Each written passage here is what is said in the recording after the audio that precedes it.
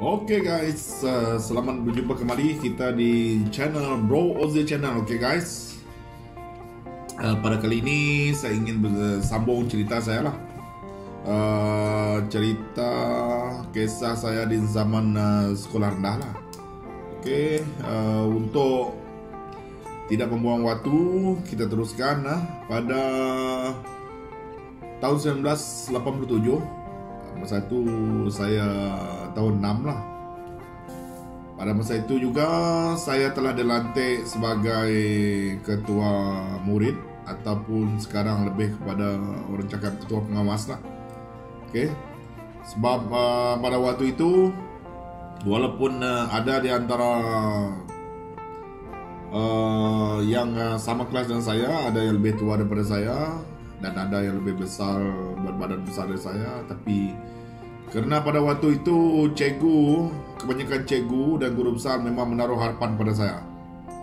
Oke, sebab itu saya dilantik menjadi ketua murid. Oke. Dan pada waktu itu juga pada tahun 6 itu juga seperti yang pada tahun 5, semasa cuti hujung tahun, saya juga diarahkan oleh guru besar untuk diamanahkan untuk menjaga sekolah pada cuti penghujung tahun lah. Oke, tapi seingat saya gaji pada waktu itu memang agak lumayan lah. Kalau tak silap saya dalam lingkungan 150 lah dalam satu bulan lebih. Jadi duit itu saya gunakan untuk perbelanjaan saya masuk ke tingkatan 1 lah. Oke. Jadi pada masa itu memang bersyukur betul-betul lah kerana mendapat duit sebanyak itu. Jadi tidak pernah zaman sebelum itu tengok duit sebanyak itu lah. Bayangkan guys, 150 tu macam tengok sekarang macam 1,000 lebih tu kan. Oke, jadi dapatlah saya berbelanja sedikit untuk keperluan masuk ke tingkatan 1.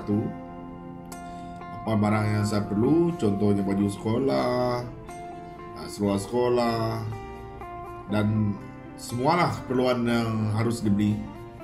Oke guys, so itulah tadi kenangan saya di sekolah rendah lah. Oke, dan kita akan nanti dalam episod seterusnya kita akan jumpa dalam episod semasa saya sekolah menengah, iaitu pada tahun 1988 saya telah bersekolah ke Kolej Dato' Tengku Haji Bujang di Miri, dan di situ juga bermula kisah pengemaran saya di Miri sehingga akan saya sampai sekarang lah akan menetap terus di Miri.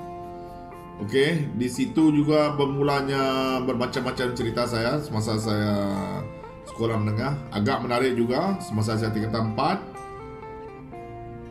semasa saya tingkatan 5, dan semasa saya tingkatan 6. Nanti saya akan ceritakan satu persatu. Dan pada banyak kisah yang menarik semasa saya sekolah menengah ni. Dan kisah yang paling sedih pun ada, sehingga saya terpaksa berkahwin dalam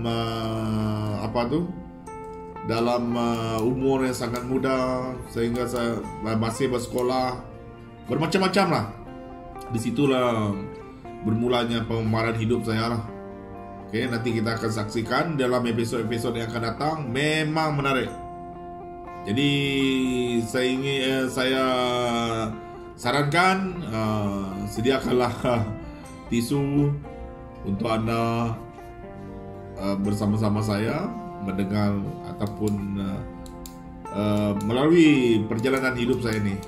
Oke guys, semoga kita akan berjumpa lagi lah di episod akan datang.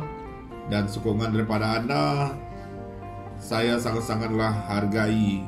Oke, dan kepada subscriber terima kasih yang sudah subscribe channel saya, dan kepada yang belum subscribe diminta subscribe lah untuk support channel saya ni guys. Oke guys, semoga apa yang saya ceritakan, sharing ni akan menjadi manfaat kepada kita lah. Oke, yang baik itu kita jadikan teladan, dan yang jahat tu kita jadikan sempadan. Oke, Yang baik-baik itu semuanya datang daripada Tuhan, dan yang jahat itu datang daripada saya. Oke, jadikanlah pengajaran apa yang saya sharing ini.